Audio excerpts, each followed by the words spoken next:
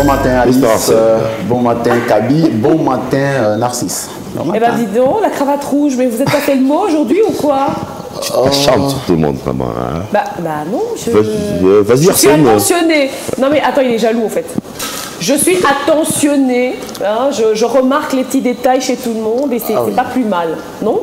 Kaby, c'est quoi le problème? Voilà. Finalement? Le seul problème qu'il y a là, Arsène, c'est que tu as une très belle cravate. Si tu le considères comme un problème, va voir il y a un syndicat juste. Oh, ça alors. Écoute, c'est une façon de te souhaiter un bon début de semaine. Non, mais c'est pas vrai, vous avez vu ça? Ça alors. Et pourtant, je me disais que j'avais très bien démarré la semaine, mais voilà. Mais tu la démarres bien, Arsène. Voilà, ça, je l'ai senti passer, hein.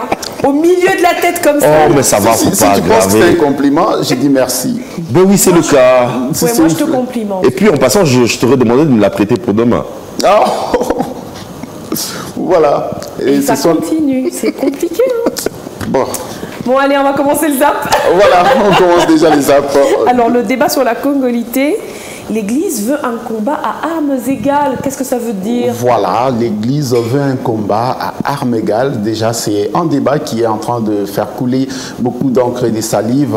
Vous le savez, sur les réseaux sociaux et autres, on en parle dans les médias traditionnels. Oui. Cependant, lors de sa prédication, le dimanche des Rameaux, le cardinal Ambongo a eu à expliquer aux fidèles le désavantage de cette loi. Aha. Oui, il a présenté vraiment le côté négatif de cette loi. Et rapidement, ça a été récupéré par un autre clergé, cette fois-ci c'est le pasteur Mukuna, qui récupère aussi la situation. Il voulait expliquer aussi à sa façon à ses fidèles les avantages de cette loi. Ah. C'est comme ça que lui est allé même à inviter l'auteur de la dite loi dans l'église pour qu'il essaye d'expliquer le bien fondé de la dite loi. Le monsieur est entré dans l'église, on lui a donné la parole et c'est comme ça que moi je voudrais qu'on essaye de comprendre ce que disait Ambongo et ce que Pascal Mukuna, a dit par rapport à cette loi. Allons-y. Bosengeli kozala te okati ya biso yango wana nalobaki awa likambo ya projet ya mobeko balingi babimisa kuna na assemblée nationale etangemi projet de congolité ata bango balobaka congolité te bapesaka kombo ya moto kuna biso toyebi te ezali projet de congolité pe congolité wana esila kobebisa ekolo ya Côte d'Ivoire ebwakisa Côte d'Ivoire na bitumba bino boyebi yango te likambo ya ivoirité pe epa na biso awa badébuté na biso comme des petits sorciers, des apprentis sorciers. Ils commencent à s'entraîner à la congolité. Tozali na elikia te bazali batoyo babwanya pe bwanya bokoleka. Boboto na bokuse toboyi mobeko mona ya congolité. Soki nalingi makambo ozoka na mosika aexplike biso brièvement parce que loi tiani doit passer. Pourquoi nalobi aloba simanga pene zomalo nalandaki mutu na nzambe ndeko ambon azoloba lwa wana ekoleka te po eza kodivise bakongolais alobelaki yango na base na ye ezalaki l'église yanga mpe base yango ya patage yango apo balobaka pourquoi le bien en église? Il n'y a pas le bac qui n'a pas base, il n'y a pas de télé, il y a un peu base, il y a un gros. Alors, nazo sa papa Noël micro. Awe zali kambuya bitumba ya mboka. Voilà, c'est un peu ça. Ambongo qui dit Mobeko wana moko lekate et Mukuna qui récupère pour dire que cette loi doit passer. Eh ben. Il a dit devant sa base, moi aussi je dois le dire devant ma base. Donc ça devient un combat à armes égales quand chaque église doit faire quelque chose devant sa base par rapport à cette loi. Alors je prie à nos très chers designers. Je sais déjà ce qui trotte dans votre tête. Oui, je sais que vous avez prévu de faire une petite affiche avec le cardinal et avec... Arrêtez. Tout de suite, là, il faut effacer le fichier. Effacez ce projet-là. Et tu sais bien que ça ne fera pas 2 jours. Hein. Non, je te jure. Ça fera pas 2 jours. Heureusement que tu connais nos internautes et nos designers. Ah oui, on vous aime comme ça, mais bon, arrêtez quand même, hein, soyez un peu correct. Bon, voilà, c'est à autre chose. Parlons justement de designer. Nouvelle technologie. Lorsqu'une arme prend la forme d'un téléphone. Voilà, la nouvelle technologie est en train toujours de nous de mettre au point des choses qu'on ne connaissait pas auparavant. Aujourd'hui, vous allez vous rendre compte que c'est un téléphone, bah oui. Surtout l'image qui est en train de passer là-bas. Cependant, ça n'a rien à voir d'un smartphone, encore moins un téléphone mobile. C'est uniquement une arme à feu. Oui, les concepteurs ont surnommé cela une petite arme d'autodéfense. Ils disent que c'est une petite arme d'autodéfense, mais cependant, c'est une arme sous forme de téléphone mobile qui a vu le jour dans le contexte de la révolution de la technologie. Elle se présente comme un boîtier renfermant 2 canons superposés, un viseur laser et le mécanisme de mise à feu. Elle utilise la munition de 9 mm. Eh bien, dis donc, j'allais te poser la question, justement, Arsène, de savoir si c'était des armes en plomb, plutôt des balles en plomb. Mais apparemment, non, c'est des vraies balles. Des vraies balles. Oui, c'est des vraies balles. C'est comme ça que ça fait déjà ça fait débat aux États-Unis. On se dit ça risque d'accroître encore le taux de la criminalité. Absolument. En effet, avec des balles réelles. Tout le monde peut s'en procurer. Et quand vous le voyez, vous pensez que c'est un téléphone, surtout quand ça se trouve dans une pochette. Voilà. Vous pensez peut-être que c'est un téléphone, alors que c'est une arme à feu. Oui, avec le logo de Apple derrière, c'est pas très correct quand même. Voilà, donc vous pensez que c'est un téléphone de haute classe, alors que c'est une arme à feu. Wow. Jusqu'où on va aller avec ces histoires? On n'a encore rien vu en tout cas. Il faut qu'on aille chercher l'effaceur de... Tu as regardé Men in Black, le film de Will Smith et Tommy Lee Jones? Tu te rappelles l'effaceur? Non, ils appelaient ça le nuro-laser. Voilà. On va aller chercher un nuro-laser maintenant. On va le chercher. Oui. Pour... Ah oui, on va aller chercher un nuro-laser maintenant. Ça suffit. Ça suffit avec les inventions. Allez hop, tape. Et puis voilà, on va tous rentrer en air dental parce que là, ça suffit. Non, on n'a encore rien vu. On a encore rien vu, je te jure. Alors ça, c'est moins drôle. 4 personnes qui ont été retrouvées mortes alors qu'elles jeûnaient. Oui, ça se passe au Kenya, dans la région des Kilifi. 4 personnes retrouvées mortes pendant qu'elles jeûnaient pour rencontrer Jésus. Près d'une douzaine d'autres ont été retrouvées et elles sont hospitalisées. Les pasteurs leur avaient dit d'observer une période de jeûne de 40 jours. Ils étaient déjà au 21e jour que les gens commençaient à mourir de faim, parce que c'était un jeûne à sec, sans boire ni manger. Il fallait faire 40 jours, mais au bout du 21e... les gens commençaient à mourir. C'est comme ça que déjà 4 sont décédés et le pasteur a été arrêté. Donc je vous prie donc de suivre attentivement cet élément.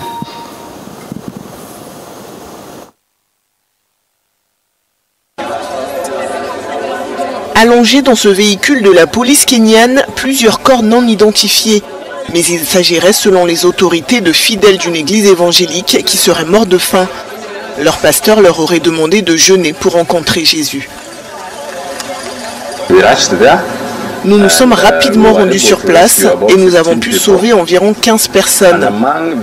Mais parmi ces 15 personnes, 4 sont décédées alors que nous nous rendions à l'hôpital. Parce que la zone est très vaste et que les véhicules ne peuvent pas se rendre là où elles se trouvaient. Les 11 autres adeptes, 7 hommes et 4 femmes âgées de 17 à 49 ans ont tous été hospitalisés après avoir été secourus dans une forêt près de la ville de Malindi au sud du Kenya. Selon la police qui poursuit ses recherches, il pourrait y avoir d'autres victimes et peut-être une fosse commune où d'autres adeptes auraient été enterrés. Ces personnes ont été affamées après avoir été radicalisées par un certain membre de l'Église. Il leur a dit que leur travail dans ce monde était terminé et qu'elles devaient mourir et aller voir leur créateur. Le pasteur a été placé en détention et doit comparaître devant un tribunal lundi. Selon les médias locaux, il avait été arrêté puis libéré le mois dernier après que 2 enfants sont morts de faim sous la garde de leurs parents.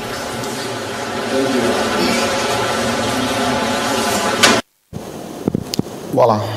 Ah, ça, c'est pas drôle. Hein. En fait, tu vois, c'est vraiment l'exemple typique des personnes qui capitalisent sur les peines, les douleurs des gens. Voilà. Tu as des gens qui ont peut-être un mal-être et tout, qui ont des soucis, des problèmes réels. Et après, on capitalise dessus en leur présentant des doctrines. C'est pas possible. Voilà. Des habitudes encore. Tu dis pas aux gens de jeûner 40 jours à sec pour voir leur créateur. Pour voir, et c'est comme ça qu'ils sont commencés à mourir comme ça. Et ce qui intrigue dans cette vidéo, c'est que le pasteur, il n'est pas à son premier forfait. On dit le mois passé, il a été encore arrêté. Ça, c'est abusé. Oui, mais il y avait 2 enfants qui étaient morts sous la garde de leurs parents. Et voilà, c'est ce samedi qu'il a encore été arrêté pour la mort de ces 4 personnes. Donc aujourd'hui déjà, il est derrière les barreaux pour pour présenter en fait la vraie version de fait. C'est vraiment désolant. Hein. 40 jours 40 déjà, tu en jeûnes sans 2. manger, sans... Bah oui, tu en jeûnes 2 sans avoir rien bu. Voilà. Ah bah ton corps, c'est une canne à pêche. Hein. En effet. Voilà. Tu sens cela passer, quoi. Tu sens Non mais c'est pas vrai. Bref. Voilà, c'est pas vrai. Voilà, on va finir ce zap avec un bonus. Voilà, le bonus, c'est en rapport avec le débat du jour. On parle des employeurs et employés. Cependant qu'il y a un employé, un chercheur d'emploi qui est allé demander de l'emploi. On lui dit qu'il n'y a pas d'offre. Il dit non, moi je suis zélé pour le travail, donnez-moi le travail à tout prix. Je ne quitte pas sans emploi. Nous suivons ce qu'il dit et puis...